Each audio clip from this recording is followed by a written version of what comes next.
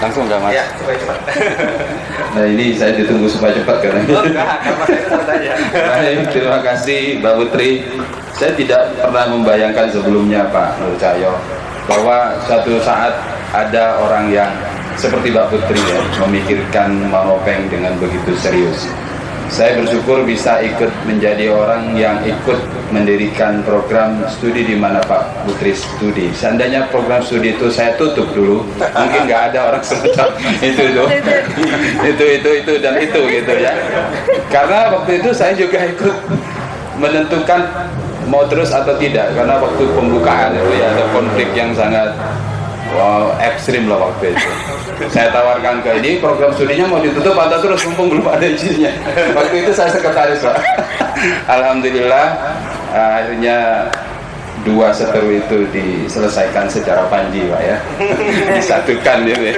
Akhirnya berkelana lah mereka kemana-mana sekarang, dan saya ikut bersyukur atas semua apa yang saya saksikan hari ini. Kalau ditanya apa hubungannya Panji dengan Balamut, saya bisa jawab ada hubungannya, bisa juga tidak, karena Balamut di Kalimantan Selatan itu tidak tunggal Pak Cahyo ya, tidak cuma satu bentuknya. Tapi kalau apakah Balamutnya Pak Gusti almarhum Gusti Jamhar itu adalah ada jejak Panji di situ, saya jawab ya. Kalau tadi kawan-kawan para peserta semua menyimak dengan baik bahwa ada 7 unsur Panji yang sudah disebutkan oleh Pak Cahyo. 1 penyatuan, 2 perjuangan pengelanaan, 3 penyamaran, 4 romansa, 5 kesetaraan, 6 formulaik atau bersiklus, dan 7 monotonitas. Itu semuanya ada di lamutnya Pak Gusti Jamhar Akbar. Kalau nggak percaya lihat saja YouTube saya ya. Tinggal dicek ini mana yang disebut penyatuan. Nah mirip juga seperti topeng Manopeng ya Pak Putri, bahwa ini adalah juga awalnya sebagai tradisi keluarga ya, bukan tradisi publik, tapi kemudian Pak Jamhar mencoba untuk memindahkan yang ritual untuk jadi publik. Tapi bukan berarti semua Balamut kemudian di Kalimantan Selatan bisa jadi publik Pak. Dia bisa tetap ada di tempat-tempat tersembunyi, tidak mau dipentaskan di ruang publik. Ya, itu pilihan yang kemudian diserahkan pada keluarganya masing-masing. Ya. Nah, kalau Pak Jamhar ini memang ada silsilah yang turunannya dari Jogja. Jadi kalau mau dibilang Panji Panji kan kalau dalam banyak literatur dikatakan bahwa ini adalah satu hasanah sastra Jawa ya Pak ya, yang kemudian berpengaruh kemana-mana, termasuk juga di Kalimantan Selatan. Kita bisa juga periksa ke sejarah bagaimana persentuhan Jawa dan Banjar misalnya ya. Nah, kita bisa lacak sendiri. Tapi menarik Pak pada soal penyatuan, bahwa dalam Balamut itu memang kalau kita lihat misalnya dari perspektif strukturalisme genetik misalnya, kalau orang biasa belajar sastra secara sosiologis misalnya, kita bisa melihat bahwa sastra itu adalah cerminan masyarakatnya. Jadi setelah menyimak dengan baik apa yang disampaikan oleh Pak Cahyo tadi, jangan-jangan NKRI sebetulnya Negara Kesatuan Republik Panji Pak ya. Kok ceritanya penyatuan-penyatuan, dan terakhir kita sudah melakukan beberapa proses penyatuan-penyatuan politik yang mungkin bisa menyenangkan tapi juga bisa bikin gregetan ya. Yang gregetan boleh menangis. Bung Karno itu Panji. Bung Karno juga Panji Pak ya. Yang barusan juga Panji. Itu urusannya Pak Heriadi nanti, bagaimana Panji itu menyatukan berbagai hal perkawinan-perkawinan politik ya Pak ya.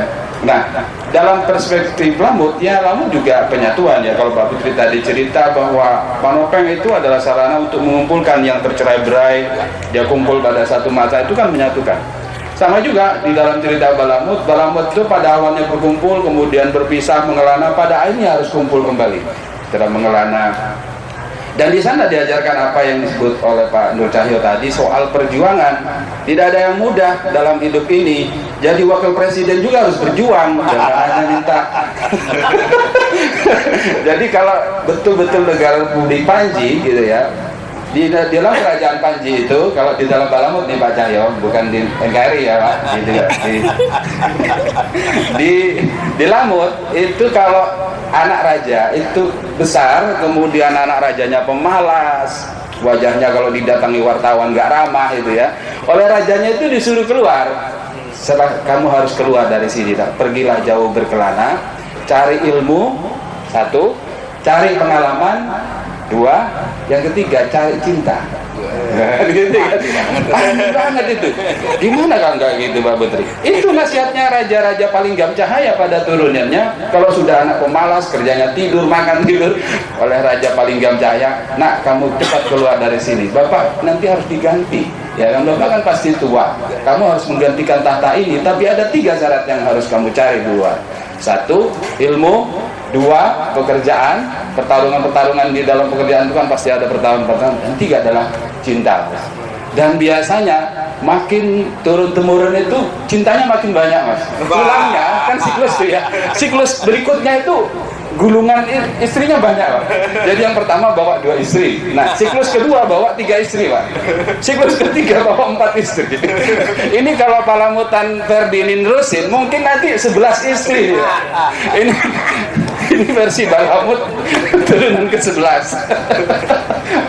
Jadi bawa setelah berkelana bawa 11 istri. Saya tunggu versi Balamutnya Ferdi ya. Kemudian ada penyamaran ya.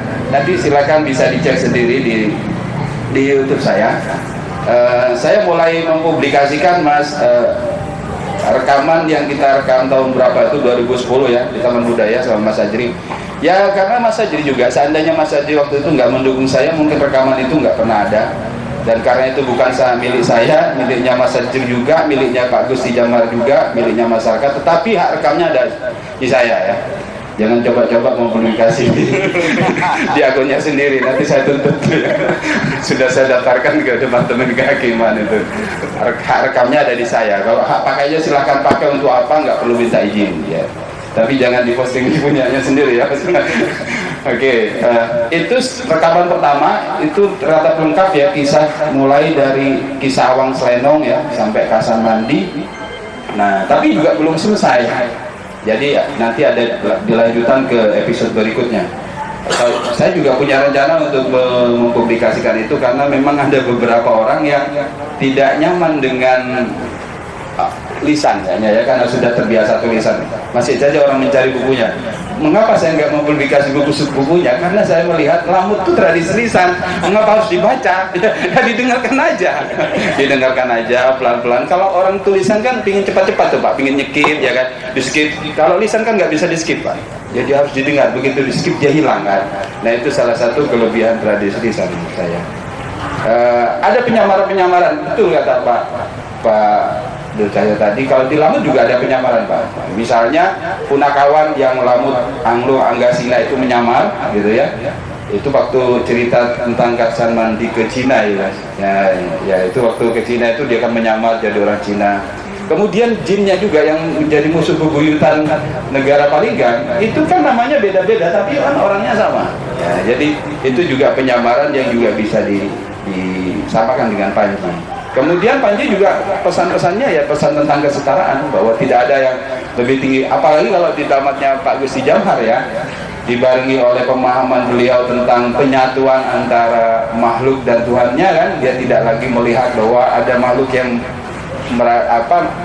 yang merasa dirinya lebih tinggi dari makhluk lain kan, itu yang selalu diajarkan dalam tuturan-tuturannya tentang Islam. Kemudian ya formulai kan bersiklus. Jadi ada cerita paling pertama itu cerita Awang Slenong, kemudian Kasan Mandi bertualang ke Mesir balik lagi, nanti dia balik ke Palinggam, nanti dia bertualang ke Cina kan, di Cina dia bertemu dengan tantangan yang berbeda, ketemu dengan berbagai orang, dapat istri baru, pulang lagi ke Palinggam, balik lagi dia berkelana kemana. Itu jadi dia perkelanan itu berulang-ulang dan bersiklus dan ketemunya dengan penjahat yang sama. Jadi itu kan panji sekali Pak ya. Makanya kalau nanti Balamut mau dihadirkan di Festival Budaya Panji yang direncanakan, ada Ferdi, mungkin Ferdi kalau sudah bisa 2 jam Pak syaratnya, kalau sudah 2 jam di Hulu Sungai Selatan juga sudah ada Ferial Lamut namanya. Itu terakhir saya ngomong-ngomong dengan dia bahwa dia sudah bisa Balamut sudah 2 jam. Mudah-mudahan dengan panggung yang nanti dipersiapkan oleh Pak Nur Cahyo semakin bisa membuat orang-orang yang kemudian mau menekuni Balamut bersemangat lagi untuk menghidupkan Balamut itu. Kemudian monoton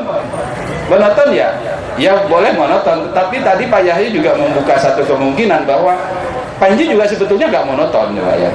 Ya monoton dalam cerita seperti itu, tapi ketika Panji dialihwahanakan misalnya tahun berapa itu mahasiswa STKP PGRI membuat pertunjukan judulnya Maurak Maandung Lamut gitu ya. Itu diangkat dari naskah transkrip saya. Beberapa pemainnya tuh konsultasi serius ke saya, Pak Putri, dengan lama gitu. Kenapa orang ini mau serius? Rupanya dia itu ingin mendekonstruksi ceritanya. Boleh nggak Pak kalau ceritanya tidak akhirnya seperti ini? Boleh, itu tradisi lisan. Apa yang nggak boleh di lisan?